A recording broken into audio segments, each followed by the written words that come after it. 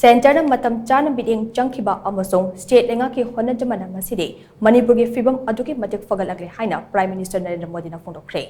Assam Tribune pau chena akhanana lauba interview amada wafam masi phongdokladuna Prime Minister Narendra Modi na hai Manipur thokliba irang ase loisinaba honnabada apunbagi thodang ase yamna chawbaga loinana haisingna yengba mathau tai.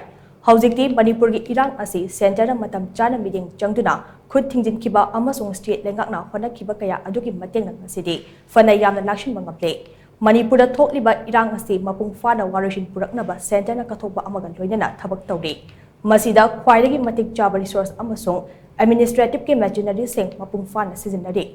Manipur ki irang ase yamna kalingaida Union Home Minister Amit Shah Manipur chatuna laikhe maduda irang ase loisinabagi damak tongan be stakeholders singa faminaduna mifam taraga mangagi mathakta pangthokhe masida sunnatana state leingakna mathau taba tengmang kaya center gi maikaidagi leptana mateng panglaga lakli irang asina madam oiraga lanjenaduna leiriba biyam masa gi ponafam lamdamda hanjidura hausagi punsida amukhana khunda leitana ba thabak paikhatle khongthang asigi saruk ama oina relief camp ta changdafam lodiba singe financial package ama pinaba thaurangsu yauri haina Prime Minister Narendra Modi na makatana phongdokhe.